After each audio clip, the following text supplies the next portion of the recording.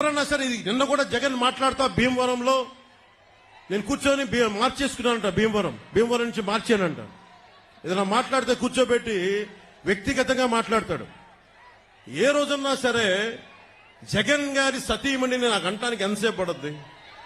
పెళ్ళాం అనే పదప్రయోగం వాడతామా మనం? అసలు ఈ దిగజారుడు ముఖ్యమంత్రి దిగజారిపోయాడు. నేను నిన్నే చెప్పాను, పొద్దున్న ఇందాక చెప్పాను, ఇతని మీద ఎలక్షన్ కమిషన్ కంప్లైంట్ చేయండి, దిగజారిపోయేలా మాట్లాడుతున్నాడని. కానీ పెళ్ళాం అనే పదప్రయోగాన్ని మనం మాట్లాడతామా? అసలు ఆ స్థాయికి పబ్లిక్ డిబేట్ ముఖ్యమంత్రి అతను ఏంటో నాకు అర్థం కాదు. మీరు ఆలోచించండి ఒకసారి. అరే సొంత చెల్లికే గౌరవం ఇవ్వనివాడు, సొంత చెల్లి వ్యక్తిగత జీవితాన్ని రోడ్ల మీద పెట్టేవాడు. దీన్ని మీరు ఆలోచించండి ఒకసారి. సొంత చెల్లిని కూడా దారుణంగా నిందించేవాడు, గోడకేసి కొట్టేవాడు. సునీత గారు వైరాలజిస్ట్, ఆవిడని కూడా ఇబ్బంది పెట్టేసేవాడు. చంద్రబాబు గారు ముఖ్యమంత్రిగా ఉన్నప్పుడు ఏ రోజున్నా సరే ఆయన నిజంగా జగన్ లాగా ఉంటే అసలు జగన్ తిరగలిగేవాడా? రోడ్ల మీద తిరగలిగేవాడా? ఆయన నిజంగా ఎంతో చాలా వరకు ప్రజాస్వామ్యాన్ని పరిరక్షించే వ్యక్తి. నేను కూడా ఆయనతో విభేదించాను. నన్నేమో ఆపలేదు, ఎక్కడ నాకే పోలీస్ ప్రొటెక్షన్ తగ్గించలేదే, నాకెక్కడ పర్మిషన్ డినై చేయలేదే. అందుకే నాకు ఆయనంటే గౌరవం. ప్రతి నాయకుడికి ఇంకోళ్ళకి విభేదాలు ఉంటాయి పాలసీ పరంగా, అవి ప్రజలకు సంబంధించి తప్ప ఏ రోజు కూడా ఆయన కూర్చొని అప్రజాస్వామికంగా ఆయన ప్రవర్తించలే. జగన్ ఈ రోజు కూర్చొని మేము రోడ్ల మీదకి రావాలంటే అన్ని ఆంక్షలు పెడతాడు. అతనే కొట్టుకొని మా మీద నెపం పెడతాడు.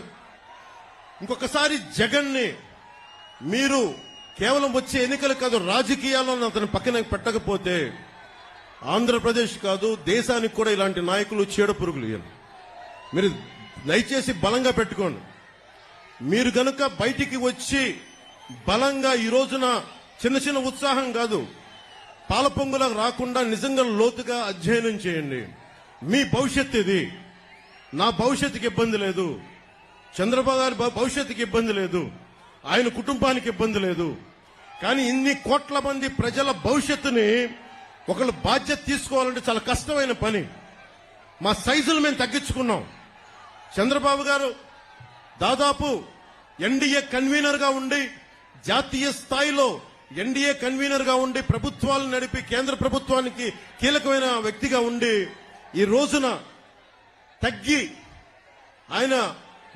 ఆయనకి ఎమ్మెల్యేలు కుదించుకొని తగ్గించుకొని వచ్చారు. అలాగే నాకు కూడా ఓట్ పర్సంటేజ్ పెరిగి కూడా నేను తగ్గించుకున్నాం. మనకి బలమైన బందర్ను కూడా తెలుగుదేశం పార్టీకి వదిలేశాం ఈ రోజున కొల్లు రవీంద్ర గారిని గెలిపించడానికి. దీనికి కారణం ఏంటంటే ఓటు చీలకూడదు. ఎందుకు చీలకూడదు? మీ భవిష్యత్తు కోసం, మీకోసం పనిచేసే వాళ్ళు కావాలి, రైతాంగాని కోసం నిలబడగలిగే వాళ్ళు కావాలి, మత్స్యకారుల కోసం నిలబడగలిగే వాళ్ళు కావాలి, అలాగే కూర్చోబెట్టే యువతకి ఉపాధి అవకాశాల కోసం నిలబడగలిగే వాళ్ళు కావాలి. అసెంబ్లీ అంటే బూతులు తిట్టేవాళ్ళు, వ్యక్తిగత జీవితాన్ని నిందించేవాళ్ళు మీ భవిష్యత్తు కోసం ఎప్పుడు ఆలోచిస్తారు? నిజంగా చెప్తున్నాను, నేను మీకోసం మీరు ఊహించుకోండి. ఫస్ట్ టైం అసెంబ్లీలో 5 సంవత్సరాల తర్వాత డిబేట్స్ చాలా ఆరోగ్యవంతంగా ఉంటాయి.